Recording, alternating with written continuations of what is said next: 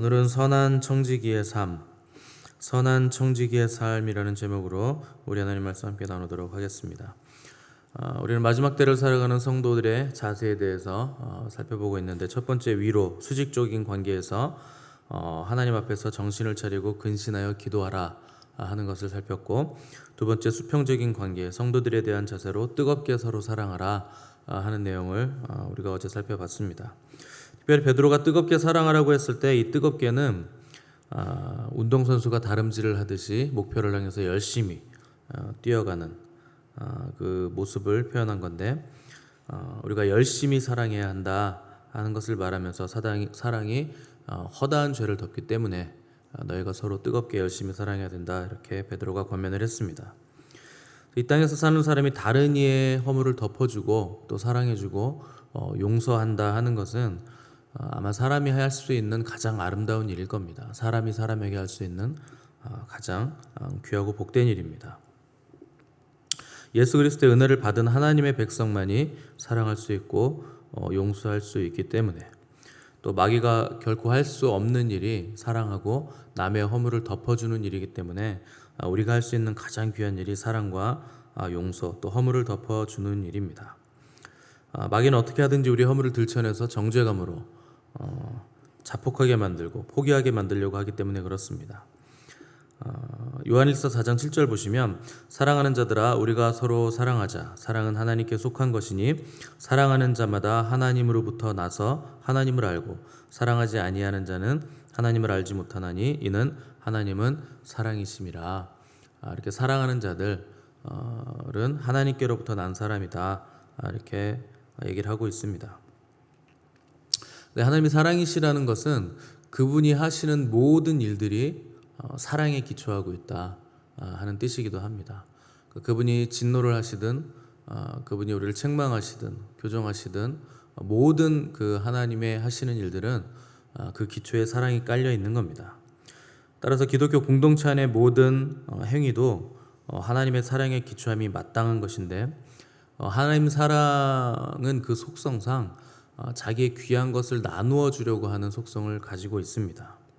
정점에는 그분의 생명을 우리에게 나눠주시는 십자가, 그것이 있는 것입니다. 이 하나님의 사랑을 받은 사람들은 하나님을 닮고 그분의 사랑을 닮는 사람은 자기의 귀한 것을 나누어 주는 삶을 살게 되어 있습니다. 하나님의 그 사랑의 정점에 귀한 것을 나누어 주는 것이 있다고 했는데, 나누어 준다고 해서 이것이 줄어드는가? 또 그렇지 않습니다. 나누면 나눌수록 더 풍성해지고 더 많아지는 것이 이 하나님 사랑의 특징이라고 볼 수 있습니다. 베드로가 이 사랑을 말하면서 외적으로 표현하는 사랑의 표현으로 성도 간의 그 거룩한 입맞춤을 얘기했다면, 오늘 자기의 것을 나누어 주는 외적인 행위로서 서로 대접하라, 이렇게 권면을 하고 있습니다. 이 대접이라는 단어가 헬라어로 필록세노스라는 단어인데, 필록스 하면 그 필로스 사랑을 얘기하는 거고, 우리가 형제 우애할 때 형제 사랑을 필로스라고 했잖아요. 그래서 그 형제 우애에서 나오는 그 사랑을 필로스라고 하고, 뒤에 크세노스는 손님 혹은 낯선 사람이라는 뜻입니다. 대접이라는 말 자체가 필록세노스, 손님을 사랑하다, 손님을 대접하다, 그래서 낯선 사람을 환대하다라는 뜻이 바로 대접이라는 뜻입니다. 왜 이런 것들이 강조가 되는가? 이 초대교회는 그리스도를 믿는다는 이유로 박해와 고난을 피해서 여기저기 도망 다니는 사람들이 많았고, 또 순회 선교자들도 굉장히 많았습니다. 근데 이런 나그네들과 도망자를 대접하면 어떻게 보면 자기도 위험에 빠질 수밖에 없는 경우가 생기는데, 그럼에도 불구하고 그들을 대접하고 또 숨겨주고 잘 환대하는 일을 마다하지 말라 하는 가르침을 베드로가 주고 있는 겁니다. 야고보서 1장 27절에 보시면, 하나님 앞에서 정결하고 더러움이 없는 경건은 곧 고아와 과부를 그 환난 중에 돌보고 또 자기를 지켜 세속에 물들지 아니하는 것이라, 이렇게 기록을 하고 있습니다. 구약 성경에서 신약 성경에 이르기까지 나그네와 손님들을 환대하며 대접하는 것은 하나님께서 아주 높이 평가하시는 행위라 초대교회 교인들은 그렇게 믿고 있었고, 또 그들을 환대하고 대접할 때 내가 손해를 보거나 위험에 빠질까 싶어서 또 내가 가진 게 어느 정도인가를 계산하거나 내 위험을 어느 정도까지 감수해야 될 것인가 생각하는 것을 계산기를 두드리지 않는 것이 정결하고 깨끗한 경건이다 하는 개념들을 가지고 있었던 겁니다. 그래서 9절에서 베드로는 대접을 하되 원망 없이 하라. 혹시 그 환대와 대접 때문에 나에게 어떤 일이 생기더라도 원망해서는 안 된다. 대접하는 것까지가 너희의 의무이다 하는 단서를 붙여놓은 겁니다. 대접을 할 때 원망한다는 것은 하나님께서 우리에게 요구하시는 그 요구사항들이 너무 무겁고 부담스러운 것이라는 생각이 깔려있기 때문에 대접을 하면서도 원망하고 불평하고 투덜거리는 사람들이 있었다 하는 겁니다. 근데 상식적으로 생각해보면 요즘 우리 사회에서 이것들을 좀 대입을 해보면 굉장히 무리한 요구를 하는 겁니다. 우리의 가정에 나그네가 왔는데 크리스찬이라고 말하면서 며칠 좀 신세를 지겠다고 하면 아무도 방을 내어줄 사람이 없겠죠. 굉장히 부담스러운 일이고 불편한 일이죠. 같은 가족이 친척이 온다 그래도 혹은 뭐 결혼을 했는데 부모님이 와서 있는다 그래도 굉장히 불편하거든요. 그러니까 오늘을 살아가는 우리들에게는 당연히 이런 것들은 굉장히 부담스럽고 불편한 일이 될 겁니다. 근데 우리가 하나님께 받은 환대를 잘 생각해 본다면 사실 불편하더라도 만약에 하나님이 그걸 요구하신다 한다면 얼마든지 감수할 수 있는 내용들입니다. 특별히 오늘날에는 이런 뭐 환대 문화들이 종교 개혁 이후로는 거의 사라졌습니다. 왜냐하면 그때부터는 이제 교회가 조직화가 됐기 때문에 초대교회 때는 아직 뭐 이렇게 행정이 잘 돼 있거나 이런 것들이 아니었기 때문에 이런 것들을 요구를 한 것이고 또 시대적으로도 핍박받는 기독교인들이 많고 또 나그네들이 많았던 시대였기 때문에 구체적으로 나그네들을 다 잘 대접하고 환대해라, 도망자들을 잘 숨겨줘라, 이런 내용들이 나왔던 것이고 오늘날은 그런 시대가 아니기 때문에 우리는 다른 방법으로 이 환대에 대한 하나님의 요구들을 우리가 준행할 수가 있는 겁니다. 근데 그 환대마저도 우리가 부담스럽게 생각하는 경우가 많이 있겠죠. 그런데 우리가 받은 환대를 우리는 먼저 생각을 해봐야 됩니다. 이 누가복음에 보면 탕자의 비유가 나오는데 아버지 재산을 아버지가 죽기도 전에 받아 챙겨서 떠난 아들이 가산을 다 탕진하고 자기가 가진 돈을 다 탕진하고 집에 돌아왔을 때 아버지가 아들이 가까이 오기도 전에 맨발로 뛰어나가서 그 아들을 끌어안고 입맞추며 맞이하게 됩니다. 그리고 이 아들은 내가 잃었다가 다시 찾은 아들이라 하면서 살진 송아지를 잡아 잔치를 벌이고 손에 가락지 끼우고 신발 신기고 목욕시키고 깨끗한 옷으로 갈아 입히면서 아버지가 아들에게 환대를 베풀죠. 이것은 저와 여러분들이 하나님께 받은 이 말도 안 되는 환대를 지금 예수님께서 비유로 누가복음에서 말씀하신 겁니다. 우리가 회개해서 하나님께로 돌아왔을 때 하나님이 우리를 하나님의 자녀로 그대로 받아주신 겁니다. 특별히 예수님은 우리의 죄를 위해서 목숨을 버리심으로 우리가 아버지께 환대를 받을 수 있는 모든 하나님의 요구들을 우리 대신 충족을 시켜주시고 그분의 의를 우리에게 입혀주신 겁니다. 그래서 우리가 성령으로 씻음을 받고 목욕을 하고 또 많은 언약들을 하나님께로부터 유산으로 받아서 손에 반지로 그 언약의 반지를 끼고 또 예수 그리스도의 의라는 옷을 깨끗한 옷을 우리가 입게 되어서 하나님과 잔치를 하게 될 것을 예수님께서 비유로 우리에게 말씀해 주신 겁니다. 예수님께서 이런 과정들을 그럼 뭐 쉽게 하신 것이냐?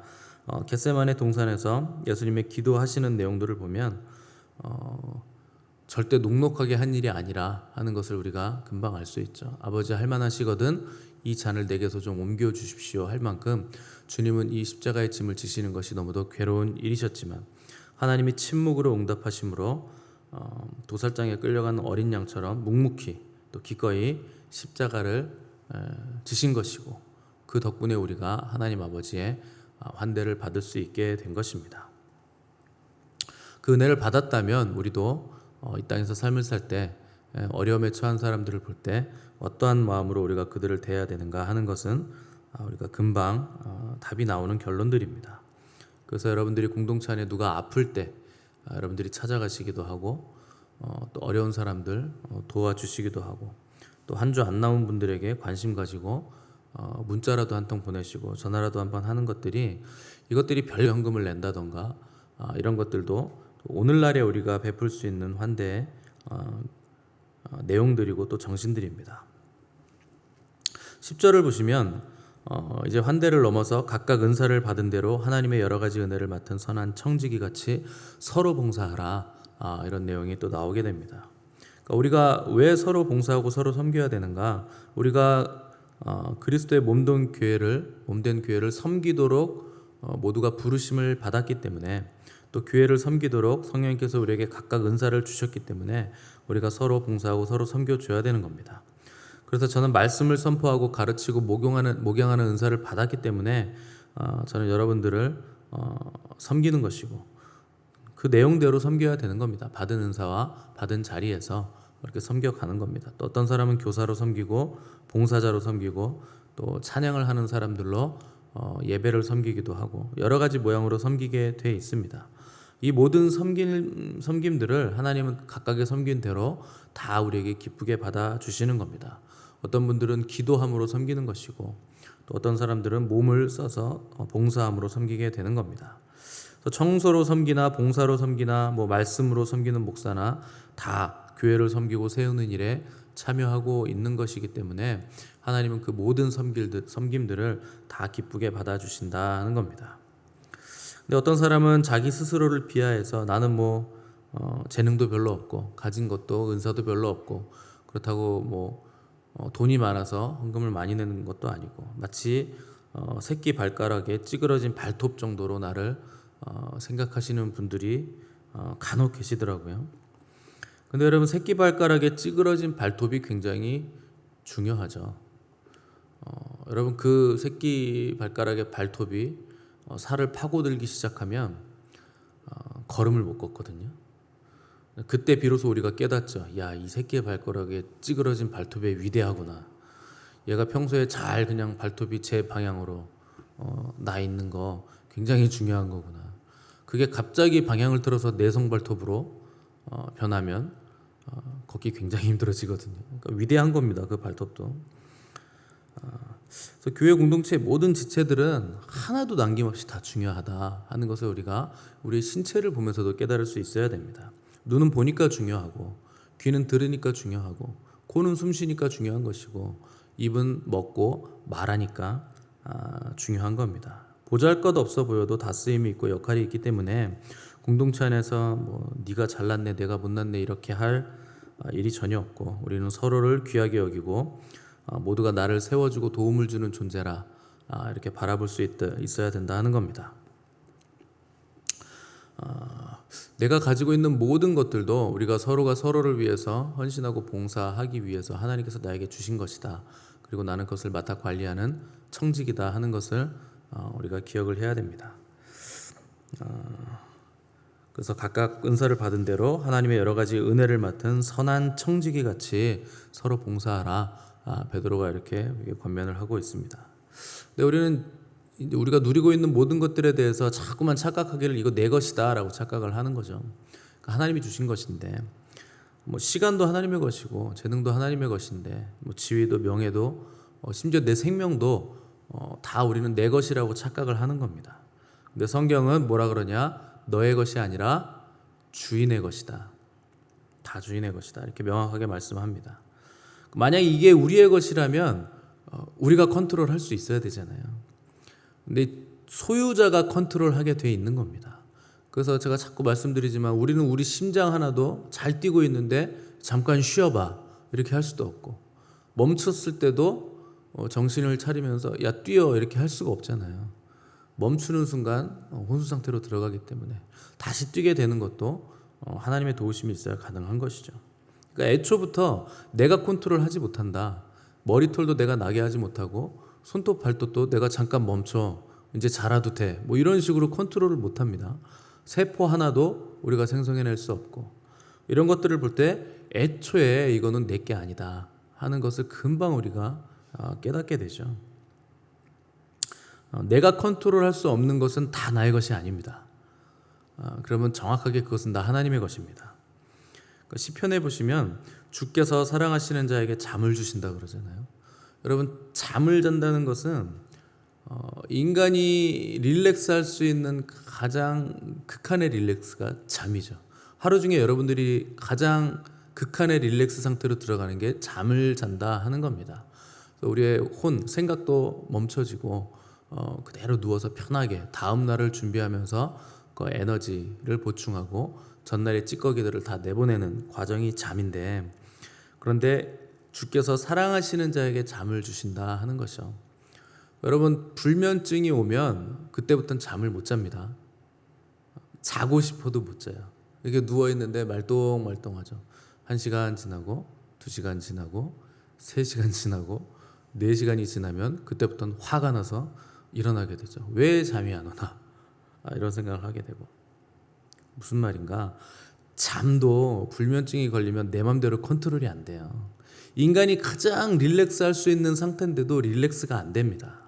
그럼 이것도 역시 내가 할 수 있는 일이 아니다라는 걸 알라는 것이죠. 자식들은 어떤가요? 여러분, 자식이 내 맘대로 되던가요? 자식들한테 한번 물어볼까요? 다 자식들이긴 하지만 내가 언제 부모님 마음대로 해준 적이 있습니까? 다 지 멋대로 하죠. 그래서 시편 127편 3절 보시면 자식들은 여호와의 기업이요 라고 명확하게 써 있습니다. 내 기업이 아니고 누구 기업이에요? 하나님의 기업이에요. 내 자식, 그 자식이 내 자식이 아니라는 거야. 하나님의 기업, 내 기업이 절대 아니다. 그러니까 자녀가 내 기업인 줄 알고 마음과 뜻과 정성을 다해서 내가 먹을 것도 못 먹으면서 먹이고 내가 입을 거 못 입으면서 입히고 다 해줬는데 어느 날 갑자기 엄마가 나한테 해준 게 뭐 있어? 이러면 내 자식이 아니구나라는 걸 금방 깨달아야죠. 내 맘대로 되는 놈이 아니구나. 여호와의 기업이구나. 그래서 자식은 여호와의 기업이요. 내 기업 아니다. 그러니까 빨리 포기하셔야 됩니다. 남편은 어떻습니까? 저놈의 남편 내가 인간 같지 않은 거 내가 결혼해줘서 구제받은 인간, 나였으니까 저거 인간 만들었지 누가 인간 만드냐, 뭐 이런 식으로 생각하시는 분들이 간혹 계시는데, 내가 이 가정 다 세웠고 내가 저 인간 만들었고 내가 다 먹여 살렸고 다 내가 했다고 생각하는 분들은 빨리 나에게서 벗어나셔야 됩니다. 어느 날 내가 할 수 없는 불가항력적인 상황에 딱 부딪혔을 때 그때 비로소 내가 아니라 하나님이 해주신 거구나라는 걸 깨닫게 된다는 거죠. 내가 했다고 생각해서 다 내가 세운 거라고 우기고 있으면 여러분, 그 사람이 행복할까요? 절대 행복할 수 없습니다. 나에게서 벗어나지 못하면 행복은 애초에 물 건너간 거예요. 복이 될 수가 없는 겁니다. 하나님이 하셨구나, 하나님이 다 이렇게 해주시고 나는 그냥 청직이구나라는 걸 깨닫는 사람이 가장 행복한 사람이 될 수 있는 겁니다.